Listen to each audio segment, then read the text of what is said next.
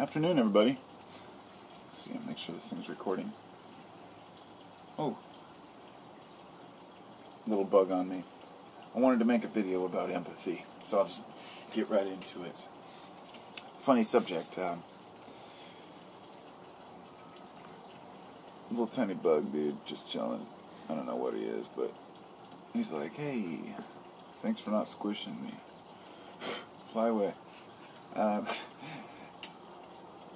I have empathy for bugs. No, I was going to say I actually do. I feel sorry for insects, animals, just like I do people. But people, on the other hand, have this special adaptation that we might call an evolutionary trait, a genetic abnormality. It may be a benefit or it may be a detriment to our evolution. But either way, we have empathy and sympathy. We feel sorry for people who are less fortunate than us.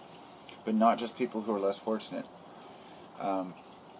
I think that you can explain the genetic aspect of it by saying if you feel sorry for those who are less fortunate, it shows that you want to help those in your group, because having a stronger group makes a stronger whole and a stronger individual. This is the justification for like socializing healthcare and things like that. That by having people healthier, they're happier, and long term, we're more productive as a whole. And so I thought, having empathy for people who are less fortunate is a great thing.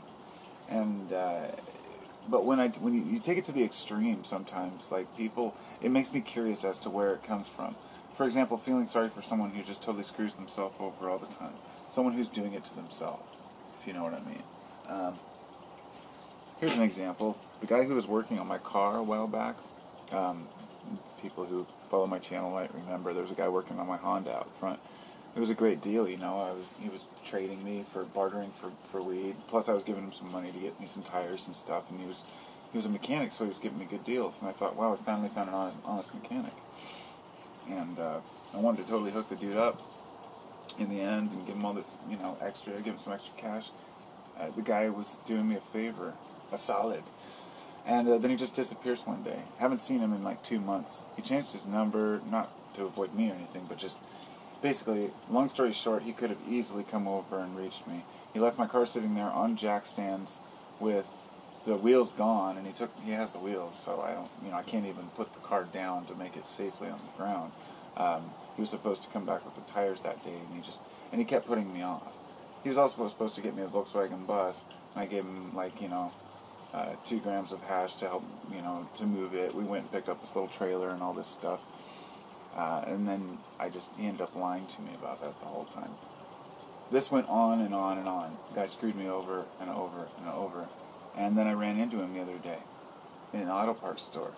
And I just was like, he's like, "Dude, whoa, I haven't seen you forever."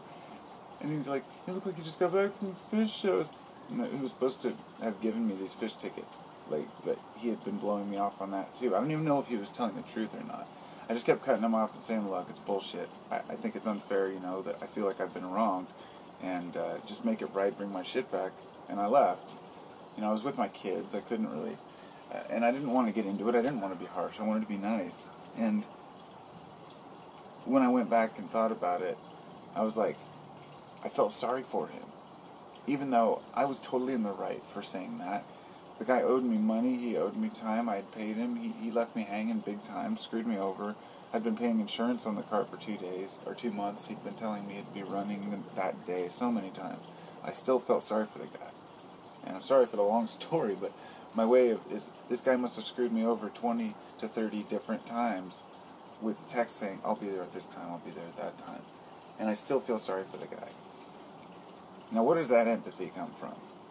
When you've been wronged so many times by somebody and you still feel sorry for them. And that's what I was wondering about.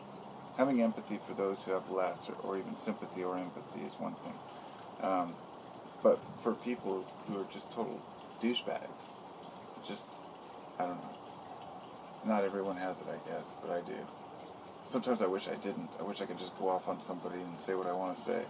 But, I want to give people a chance, because people have their own problems and issues. And so, I guess we all make a judgment call on who we empathize with, and and who we go off on, you know. I guess I could have been a little calmer to the guy when I confronted him, but I could have been a lot harsher too. You know, I don't want to get in an argument. I just want things to be made right, you know. It's like, some people, no matter how many times you forgive them or apologize or anything, they just don't want to hear it. They just want to argue about it. I'm one of those guys who likes to make amends and get things done with. And I give people 1,000 chances, and I still do it.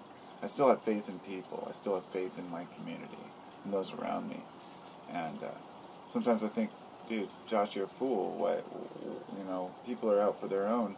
And then reality will kick in and be like, no, that's not true. You're not out for your own. You care about people. And so do your neighbors, and so do the people that you meet. It's just that we don't allow ourselves to see the good. We allow ourselves to be deceived by ourselves, by buying into the negativity, and then telling ourselves that everyone else is deceived.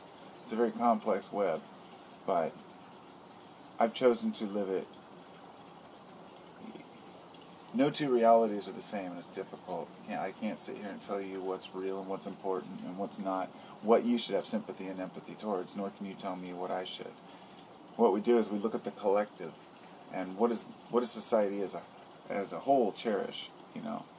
Not what are we told that people cherish, but what do people really cherish? You know, it's family, friends, truth, and justice, and fairness, and equality. You know, people want to be treated equal, and they want people to be fed, and people to feel good about themselves and good about life. And that's why we feel sorry for others, because we see them not doing as well, and we want to give them a boost up. If you're the kind of person who never wants to see other people do well, or never wants to help people out, or do anything nice for people, you might want to look into the fact that you're probably a sociopath. Because, you know, 98% of the people have some sort of feelings towards others that are less fortunate. A lot of people that are sociopathic or psychopathic don't even know it. I mean that in the nicest possible way, because, you know, a lot of people really are unaware that that's the kind of person they are. And you can look down a list of sociopathic tendencies and be amazed at how many people will fit that list. But anyway, the reason I brought that up is because empathy is something they lack. And empathy is something I think that we all need more of. But I'm just curious to know why I have to empathize with people who are complete douchebags. Even the worst of the worst, I still feel sorry for them.